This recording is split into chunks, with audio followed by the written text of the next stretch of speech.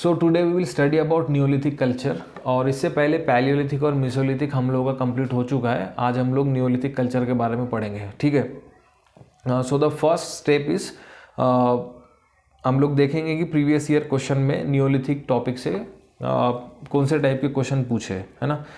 So you see 2020 question paper, question number 7B, discuss the characteristic feature of Neolithic culture in India. Question number 7B, discuss the characteristic feature of Neolithic culture in India. Then 2019 में question number 5E, 2019 question number 5E, distribution of Neolithic sites in India. यहाँ पर सिर्फ sites के बारे में पूछा है, distribution of Neolithic sites in India. Then third is 2017 में question number 1A, question number 1A, that is Neolithic culture of south India. यहाँ पर specifically they have asked about south Indian Neolithic culture. तो south India की अगर speciality है कोई Neolithic culture में, so that you have to mention there. South India के important sites, वहाँ पर जो टूल्स आइडेंटिफाई हुए, और how that culture it is different from north Indian या तो फिर सेंट्रल इंडियन कल्चर, तो वो आपको लिखना पड़ेगा। That is Neolithic culture of south India. Okay, so अगर आप कोई भी कल्चर पढ़ रहे हो, जैसे कि पैलियोलिथिक है या मेसोलिथिक है या फिर Neolithic culture, so 4 to 5 dimensions you have to cover, है ना। फर्स्ट यू सी कि इम्पॉर्टेंट टाइम स्पैन, कौन से टाइम पीरियड में वो कल्चर आया। देन सेकंड है जैसे कि एक टाइम पीरियड है, then we have important tools, उस पीरियड में कौन से important tools. Then sites, India में कहाँ कहाँ पर वो कल्चर के इम्पॉर्टेंट साइट्स है, right. Then we have socio economic life. So ये 4 से 5 डायमेंशंस आपको कवर करना पड़ेगा किसी भी कल्चर की अगर आप स्टडी कर रहे हो तो, है ना। सो पैलियोलिथिक और मेसोलिथिक तो हम लोगों का हो चुका है, but before we start with the Neolithic culture, let's revise what we have studied. Okay, so that will be easy to understand Neolithic culture, है ना. So first one is Paleolithic. Paleolithic culture. Then second is we have Mesolithic, and then we have Neolithic culture, right? What we have studied in Paleolithic culture, we said that the Paleolithic culture, it is long and different types of tools are identified in Paleolithic culture. That is why it is studied in 3 different phases, that is lower Paleolithic, then we have middle, and third one is upper Paleolithic. So the first one is lower Paleolithic, then we have lower Paleolithic, then we have middle, and third one is upper. What is the time span of lower Paleolithic? This is from 5 lakh BC to 1 lakh. Then middle Paleolithic from 1 lakh to 36,000. Or upper Paleolithic it is from 36,000 to 10,000. Mesolithic का time span क्या है? That is standard time span from 10,000 to 4,000. और फिर उसके बाद में Neolithic culture है ना. So Neolithic culture actually it did not originate at the same time in entire India. जैसे कि नॉर्थ ईस्ट इंडिया में it originated quite later. So इसका न्यूलिथिक कल्चर का कोई स्टैंडर्ड टाइम स्पैन नहीं है, बट अप्रॉक्सीमेटली 2500 BC से लेकर 1400 BC and sometimes even up to 1000 BC this Neolithic culture is identified in India, है ना. पैलियोलिथिक कल्चर में इंपॉर्टेंट टूल्स कौन से थे? पैलियोलिथिक कल्चर में इंपॉर्टेंट टूल्स जैसे कि लोअर पैलियोलिथिक में वी हैव हैंड एक्स. हम लोग ज़्यादा डिटेल में नहीं जाएंगे because we have already covered this portion, hand axe. Then we have cleavers, and third one is chopper chopping tool, chopper chopping tool, chopper chopping. और यहाँ पर मिडल पैलियोलिथिक में फ्लेक टूल्स, फ्लेक टूल्स, और upper Palaeolithic में blade tools plus bone tools. So animal bones का use करके भी they started making tools, है ना। Flake tools it means what, कि पहले आप लोगों के पास एक कोर टूल रहेगा जैसे कि पेबल्स, उसको आप किसी एक पर्टिकुलर साइड से थोड़ा सा पोर्शन रिमूव कर रहे हो, that small portion that you get it is flake, and now you are working on the flake. अब उसकी एजेस को हम लोग शार्प करेंगे so that we can use it as a tool, है ना, that is known as flake tools. तो यहाँ पर जैसे कि पॉइंट है, स्क्रैपर है, या तो फिर बोरर है, so this comes under flake tools. Now what about Mesolithic? Mesolithic में we have Mesolithic tools are microliths. So this microliths, इसका भी साइज जो है वो छोटा है because they are also made from flakes, है ना। सो जैसे कि ल्यूनेट्स है, ल्यूनेट्स है, then we have triangles, then we have trapeze. So this tools comes under microliths.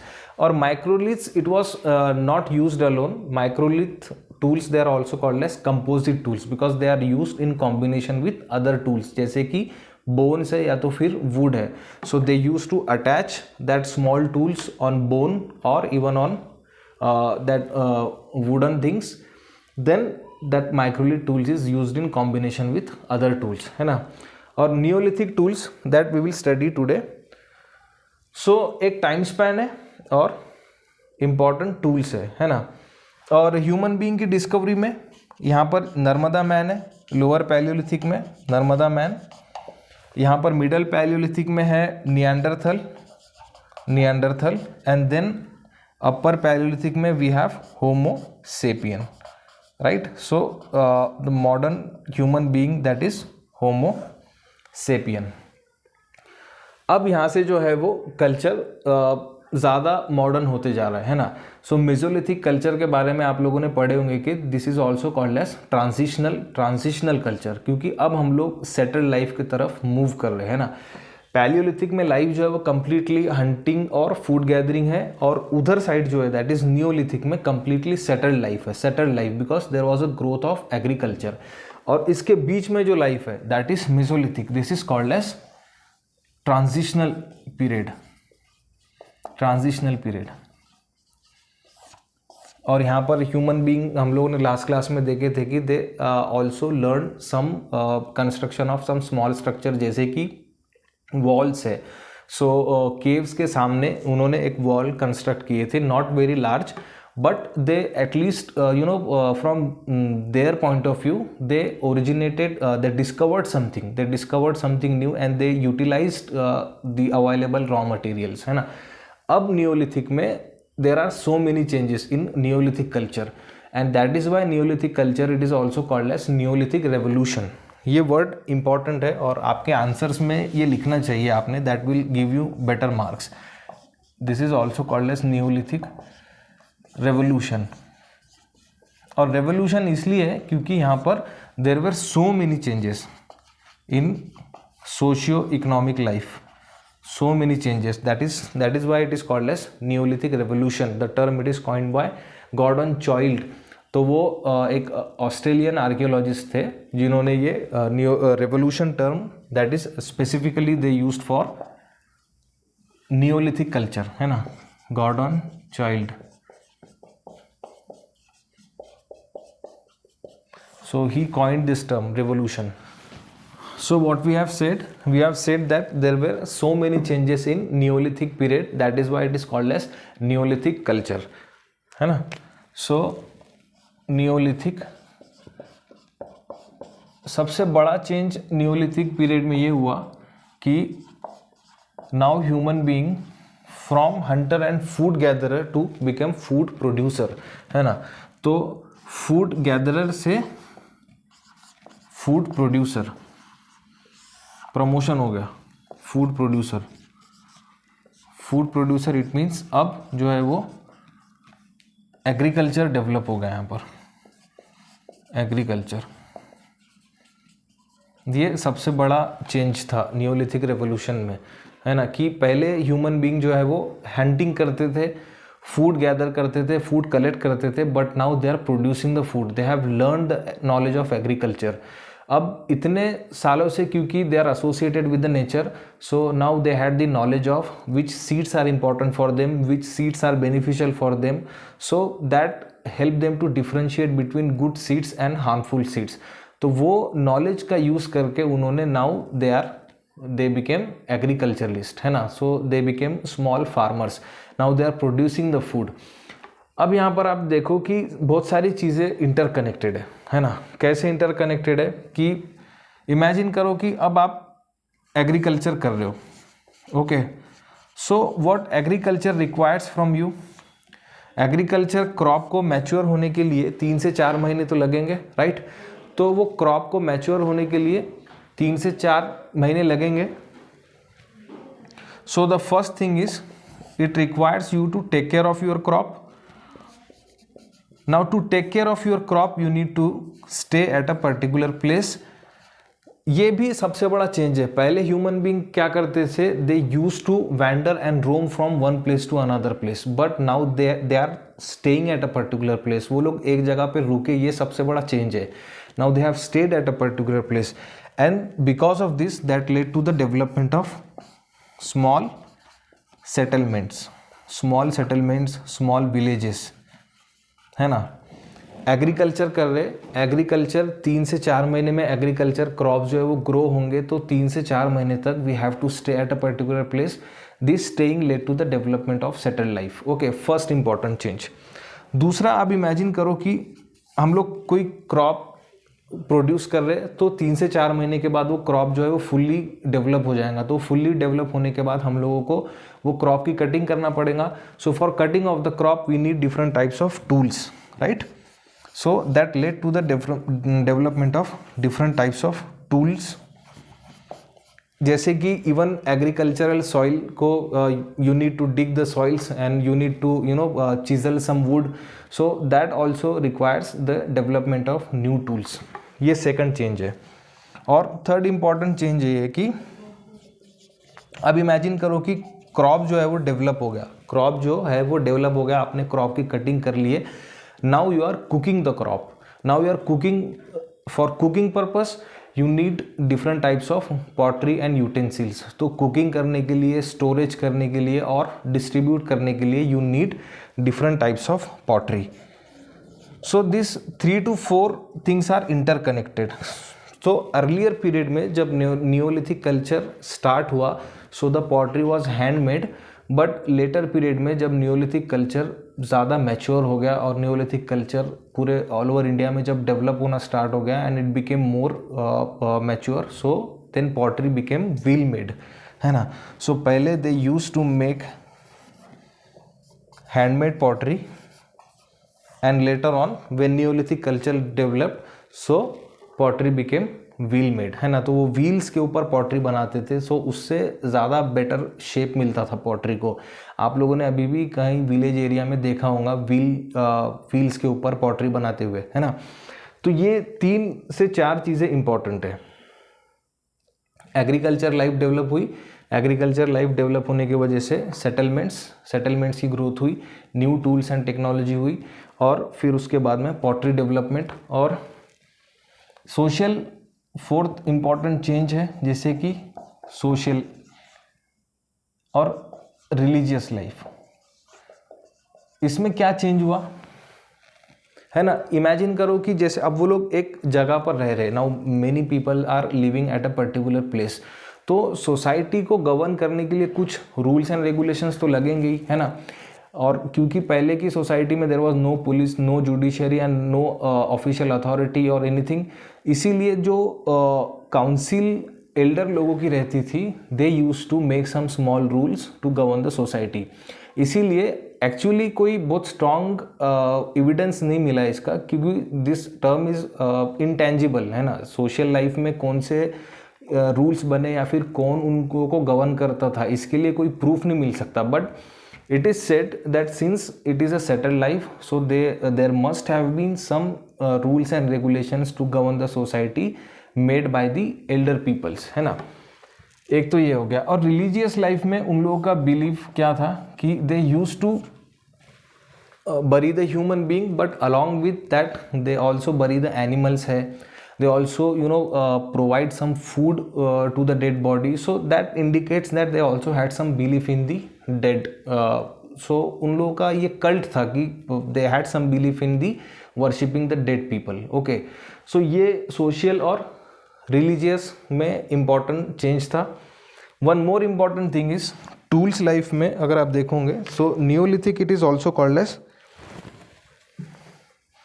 पेक्ट and ground stone tool industry.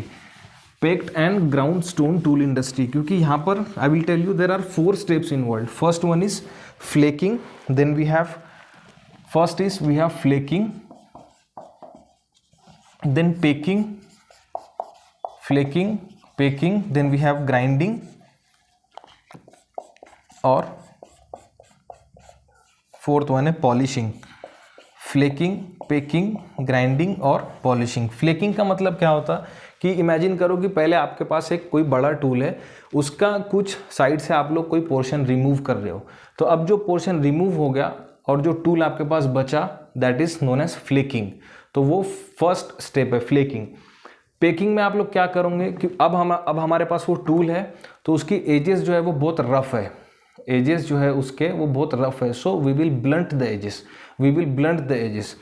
Third step में ग्राइंडिंग का मतलब क्या होता है? Grinding it means now they are smoothening the edges, smoothening and sharpening of the edges. तो अब वो edges जो है उसको हम लोग शार्प करेंगे, वो एजेस जो है उसको शार्प करते. और फोर्थ में पॉलिशिंग. ये polishing this is the unique feature of neolithic, क्योंकि इसके पहले जो कल्चर थे दैट इज पैलियोलिथिक कल्चर और मेसोलिथिक कल्चर, उसमें पॉलिशिंग नहीं था. नियोलिथिक कल्चर में पॉलिशिंग है. So how they use to polish their tools? With the help of animal fat. So animal fat की हेल्प से they use to polish their tools. तो ये 4 इंपॉर्टेंट स्टेप्स है, flaking, pecking, then we have grinding और fourth one is polishing. So these 4 important steps are involved in Neolithic culture. Okay, now we'll study about the tools of Neolithic culture. Okay, actually there are 6 to 7 tools in Neolithic culture. First one is axes, then we have adzes, then third one is chisels और fourth है millstone. And similar to millstone there is one more that is known as saddle querns.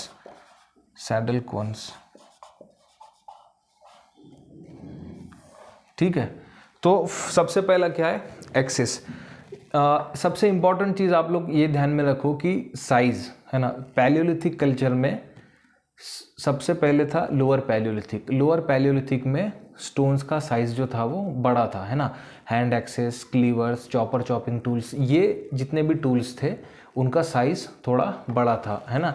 15 to approximately 15 to 18 centimetres का एक boulder रहता था. वो boulder जो है that boulder it was used as a tool. तो उसके ऊपर थोड़ा सा एजेस को शार्प करके that boulder it was use as a tool, है ना. That is. Then we have middle Palaeolithic में flake it was used as a tool, है ना. तो फ्लेक का साइज जो है वो छोटा था. देन अपर पैलियोलिथिक में blade tools and bone tools, blade tools का भी साइज छोटा था. देन नेक्स्ट है वी हैव मेसोलिथिक कल्चर में वी स्टडीड की microliths it was used as a tool. तो उनका भी साइज जो है वो बहुत छोटा था, अप्रॉक्सीमेटली 2.5 सेंटीमीटर. अब नियोलिथिक कल्चर में again size of the tool increase. So this is the important point that you have to remember, है ना. So the first one is axes. Axes का शेप कैसा है? Triangular in shape. ये जो top है this is working as, ये हैफ्टिंग and है, यहाँ पर आप लोग कोई वुडन बाम्बू वगैरह अटैच कर सकते हैं। एवरेज साइज इसका है 16 centimetre by 7 centimetre by 3 centimetre. See अगर आप एग्ज़ाम में साइज़ लिखोगे ना तो आपके मार्क्स ज़्यादा आने के चांस है, क्योंकि एग्जामिनर को फिर पता चलता है कि ये स्टूडेंट ने थोड़ा सा डिटेल में स्टडी किया है, इसीलिए साइज़ पता रहना, थोड़ा सा अप्रॉक्सीमेटली साइज़ पता रहना ज़रूरी है ना। देन वी हैव एड्जेस, है ना। Adzes they are similar to the axes, but इसका एक डिफरेंट फीचर ये है कि एक साइड से जो है वो वर्टिकल है और दूसरे साइड से कॉन्वेक्स है। तो ये जो साइड है दिस इज वर्टिकल और ये जो है ये वाला side convex, it is convex from the other side. This is side view और this is similar to axis. ये इसका वर्किंग एज है, वर्किंग एज इट मीन्स इस साइड से वो बहुत शार्प रहेंगी इस साइड से, ठीक है। This is working edge. What is the purpose of adzes? Purpose इसका it is for digging the soil, और सेकंड इंपॉर्टेंट पर्पज है that is for chiselling the wood. Okay, now comes third one is chisel. Chisel it is vertical है, नीचे से एक and sharp है, ये वाला शार्प एंड है ना। लेंथ इसका ज़्यादा है, length it is greater than width. What is the purpose? Again that is used for chiselling the wood, chiselling the wood, again that is used for chiselling the wood. Modern day chisels आप लोगों ने देखे होंगे ना, बस वैसी है ये। Then next one is we have mill stones. Mill stones आप लोगों ने देखे होंगे कि लोअर जो पोर्शन रहता मिल स्टोन का वो स्टेशनरी रहता, और जो अपर पोर्शन रहता मिल स्टोन का दैट इज मूविंग रहता, और वो ग्रेन्स को ग्राइंडिंग करने के लिए यूज होता है मिल स्टोन, है ना। और सैडल कॉइन्स भी आप लोगों ने देखे होंगे कि इवन अभी भी विलेज एरिया में समटाइम्स जो रॉ स्पाइसेस वगैरह रहते वो सैडल कॉइन्स के ऊपर बनाते हैं, जिसमें लोअर जो पोर्शन रहता है that lower portion it is stationary and then they have a separate stone, और वो सेपरेट स्टोन और लोअर जो स्टेशनरी स्टोन रहता उसके बीच में स्पाइसेस को वो लोग रब करते हैं, है ना। That is for grinding of the spices. तो ये 4 से 5 टूल्स, इंपॉर्टेंट टूल्स आप लोगों के आंसर्स में आना चाहिए नियोलिथिक कल्चर में। ओके, नाउ विल स्टडी की इम्पॉर्टेंट साइट्स कौन कौन से है नियोलिथिक कल्चर में, और is there any regional variations in Neolithic culture. Okay, so the first one is first we will see कि नॉर्थ इंडिया में 2 इंपॉर्टेंट साइट्स है दैट इज बुरजाहोम और Gufkral. So this 2 important sites are very important in Neolithic culture north India में। First one is बुरजाहोम and second is Gufkral. First one is Burzahom और second है गफक्रल और गफक्रल। सो ये north India में ये 2 साइट्स सबसे ज़्यादा इम्पॉर्टेंट है ना। एक्चुअली नॉर्थ इंडिया का एक यूनिक फीचर है कि पिट ड्वेलिंग्स आर आइडेंटिफाइड। एक इम्पॉर्टेंट क्वेश्चन भी था इसके ऊपर, they simply asked about pit dwellers of Kashmir. तो आपको वहाँ पर ये लिखना है कि this comes under neolithic culture में, फिर उसके बाद में नॉर्थ इंडिया में है, टूल्स इंपॉर्टेंट लिखना है, और ये पिट ड्वेलर्स को थोड़ा सा आपको एक्सप्लेन करना है ना। So pit dwellings are identified. Pit dwellings it is nothing but, वो लोग क्या करते थे कि ग्राउंड को एक्सकैवेट करते थे, है ना। So they use to एक्सकैवेट the ground, और वो ग्राउंड को एक्सकैवेट करने के बाद उसके अंदर रहते थे वो लोग, है ना। So the depth of excavation it is approximately 3 to 4 metre. तो अप टू 4 मीटर 3 मीटर वो लोग एक्सकैवेट करते थे ग्राउंड को। ये जो साइड वॉल है ना उसको ये लोग प्लास्टर करते थे with the help of clay. जैसे मॉडर्न डे में हम लोग प्लास्टर करते हैं ना सैंड और सीमेंट के हेल्प से, वैसे ये साइड वॉल्स को दे यूज टू प्लास्टर, बट क्योंकि उस टाइम सीमेंट वगैरह नहीं था तो वो लोग क्ले की हेल्प से इसको प्लास्टर करते थे, है ना। तो इतना तो उनको प्लास्टरिंग का नॉलेज था। ये जो बॉटम पोर्शन है, so they use to compact this bottom portion, so this was a compacted portion. तीसरा इंपॉर्टेंट फीचर है पिट ड्वेलिंग्स का कि वो लोग स्टेयरकेस भी बनाते थे। सो स्टेयरकेस भी बनाते थे वो लोग, so that to enter into the pits. So ये स्टेयरकेस है, तो ऐसे उन लोगों की स्टेयरकेस भी रहती थी पिट्स में एंट्री करने के लिए। और टॉप से वो लोग पिट को कवर करते थे, ये कवरिंग रहती थी विद द हेल्प ऑफ जैसे कि वुडन मटेरियल, है ना। So they use to cover their dwellings from the top. अब वो लोग इनसाइड क्यों रह रहे पिट ड्वेलिंग्स में? बिकॉज नॉर्थ इंडिया में क्लाइमेट कंडीशन बहुत ज़्यादा कोल्ड रहती थी, है ना। So to avoid this cold climatic condition they use to live inside the ground. और ये जो पिट्स है, ये पिट्स के अंदर समटाइम्स सम पिट्स में kitchen it is also identified.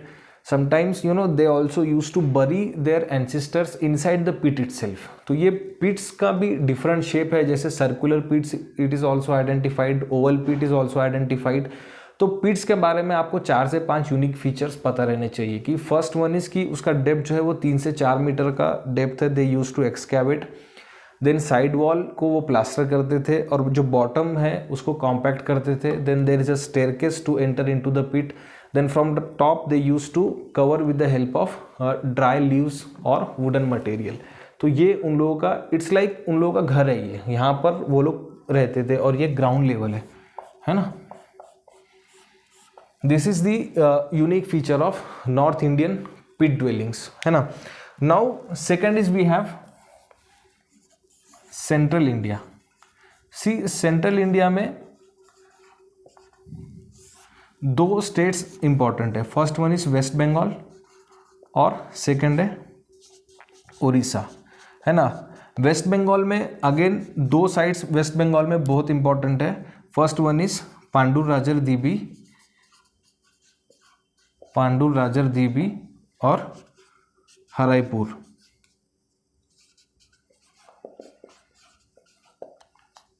और उड़ीसा में 4 साइट्स इंपॉर्टेंट है। First one is Kuchai, then we have Kuchai Golbai शासन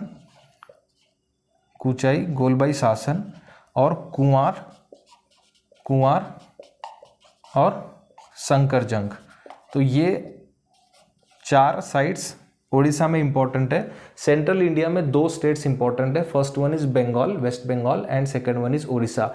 वेस्ट बंगाल में we have Pandurajar Dhibi and Haraipur, और उड़ीसा में 4 साइट्स आपको लिखने और याद रखने, कुचाई, गोलबाई शासन, कुंवार और शंकरजंग, ठीक है। Then next one is we have north east India में। नॉर्थ ईस्ट इंडिया में what are the important sites in north east India? See north east India में 3 स्टेट्स इंपॉर्टेंट है। First one is Assam, then we have Arunachal Pradesh और तीसरा है Meghalaya. So this 3 states are important in north east India में। और north east India में जो Neolithic culture है वो थोड़ा सा लेट डेवलप हुआ, है ना। So 3 states are important. First one is we have Assam, then we have Meghalaya और थर्ड वन है अरुणाचल प्रदेश।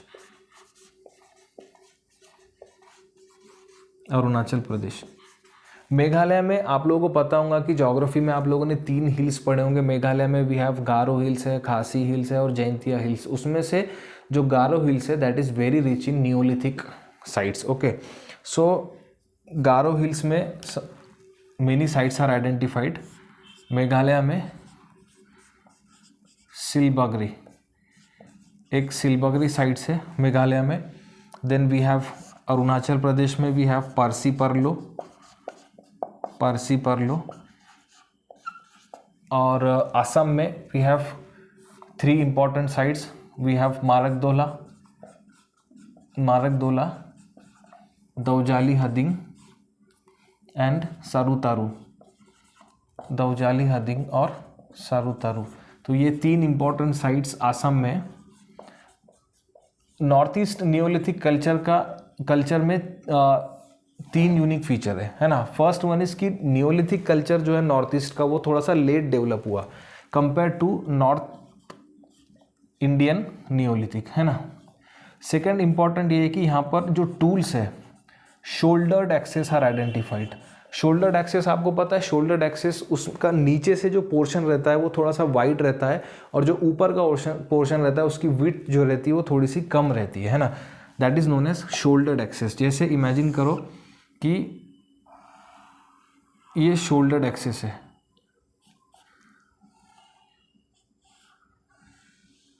है ना।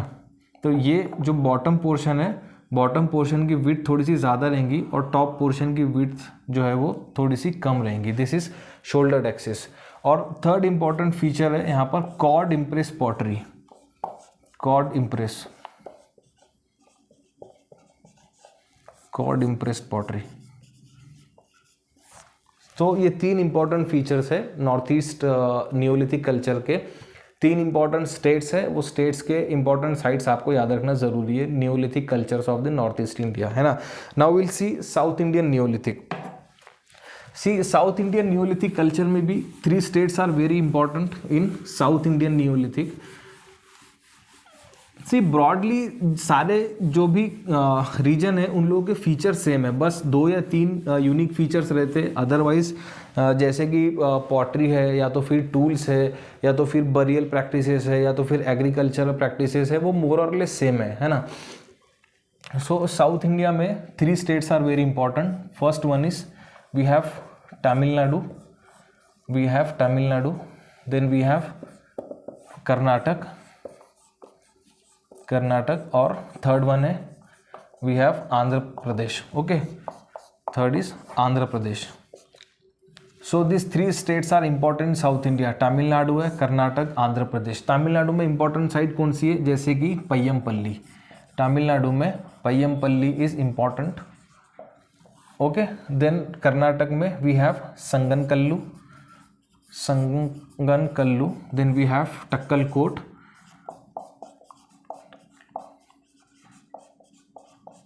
हथनूर एंड कोडेकाल। तो ये 4 इंपॉर्टेंट साइट्स जो है वो कर्नाटक में। और आंध्र प्रदेश में we have Utnur and Nagarjunakonda. तो ये 2 साइट्स आंध्र प्रदेश में इंपॉर्टेंट है ना, नागार्जुनकोंडा। सी साइट्स जो रहते हैं ना वो बहुत स्पेसिफिक है। पैलियोलिथिक कल्चर के साइट्स आपको पैलियोलिथिक कल्चर में ही लिखना पड़ेगा। You can not just write down the sites of Palaeolithic culture in Mesolithic, ऐसे नहीं चलेगा। जो मेसोलिथिक के स्पेसिफिक साइट्स है वो मेसोलिथिक के आंसर्स में ही आने चाहिए। जो इवैल्यूएटर्स है ना वो उन लोगों को पता है कि मेनली पैलियोलिथिक में कौन से साइट्स है या मेसोलिथिक में कौन से साइट्स है। तो रैंडमली हम किसी भी साइट्स के नाम नहीं लिख सकते पेपर में। You have to be very specific. Neolithic culture के साइट्स पूछा है तो नियोलिथिक कल्चर में ही वो उनके नेम्स आने चाहिए, है ना। सो तमिलनाडु में Payyampalli is important neolithic sites, Karnataka में ये 4 साइट्स इंपॉर्टेंट है और आंध्र प्रदेश में उतनूर और नागार्जुनकोंडा, है ना। और साउथ इंडिया नियोलिथिक कल्चर जो है उसके 2 यूनिक फीचर्स है। First one is ash mounds के बारे में पता है आपको? ऐश माउंट्स जो काउडंग है ना, cow dung they use to accumulate the cow dung for long period of time. जब वो काउडंग एक्यूमुलेट हो जाता था so they use to burn that cow dung. तो वो बर्न होने के बाद जो एशेस है so those ashes are found out in neolithic period in south India. तो बहुत सारे स्कॉलर्स ने बहुत सारे थियरीज भी प्रपोज किए behind the this identification of ash mound in south India and it is found in various sites, जैसे कि उतनूर है आंध्र प्रदेश में और उसके अलावा भी बहुत सारे साइट्स में आइडेंटिफाई हुआ है। Ash mound is one of the unique feature, ये आपको याद रखना है। ओके, सो इसकी बहुत सारी थेरीज है। मोस्ट एक्सेप्टेबल थेरी है कि जैसे कि कैटल हर्डिंग जो है वो साउथ इंडिया में बहुत इंपॉर्टेंट था। So it was like their religious practice और their cult that this burning of the cow dung wood increase the fertility of their cattle. तो ऐसा करने से हो सकता है कि उनकी कैटल्स की फर्टिलिटी बढ़े. That is why they use to burn those cow dung and allow the later then ash to accumulate at a particular place. Okay, so ash mounds are identified. और second important feature है कि जैसे कि north India में barley और rice important था, south में क्या इम्पॉर्टेंट है, साउथ में है वी हैव मिलेट्स है, लेग्यूम्स एंड पल्सेस. तो ये 3 चीज़ें मेनली साउथ इंडिया में आइडेंटिफाई हुई है ना. जैसे कि नॉर्थ इंडिया में राइस और बार्ले ज़्यादा था, यहाँ पर मिलेट्स, लेग्यूम्स और पल्सेस है. जैसे कि मिलेट्स में क्या है, जवार है, bajra. So those things comes under millets. Pulses तो आप लोगों को पता ही होगा, जैसे कि हमारे जो दाल हम लोग खाते. और लेग्यूम्स में जैसे कि पी है ना, पी प्लांट्स वगैरह, वो सब लेग्यूम्स में आते हैं ना. सो साउथ इंडिया में 3 स्टेट्स है, 3 स्टेट्स के कुछ इंपॉर्टेंट साइट्स है. 2 यूनिक फीचर्स आपको लिखना है साउथ इंडिया में. एक तो ऐश माउंट्स बहुत सारी जगह आइडेंटिफाई हुए, और second important thing is millets, legumes and pulses are more in south India, है ना. So this is the unique feature of south Indian neolithic period, है ना. देन वी हैव एक और रीजन बाकी है, दैट इज बेलन वैली रीजन. सो बेलन वैली रीजन कहाँ पर आता, उत्तर प्रदेश में. जो प्रयागराज है ना, प्रयागराज जो पहले इलाहाबाद था, now it is called as Prayagraj. और मिर्ज़ापुर के पास एक रीजन है बेलन वैली रीजन. तो वहाँ पर इम्पॉर्टेंट साइट्स है न्यूलिथिक के, जैसे कि चोपनी मंदो है, चोपनी मंदो वी हैव, कोलदीवा और Mahagara. So this 3 important sites are identified in Belan valley, है ना. एक्चुअली ये बेलन वैली का जो रीजन है वहाँ पर थिक फॉरेस्ट है. थिक फॉरेस्ट रहने की वजह से वहाँ पर वाइल्ड एनिमल ज़्यादा है, और वाइल्ड एनिमल्स रहने की वजह से that region it was one of the famous hunting ground for the earlier period, that is palaeolithic और मेसोलिथिक जो लोग थे उन लोगों के लिए that is this Belan valley region it is one of the famous place for hunting of the animal.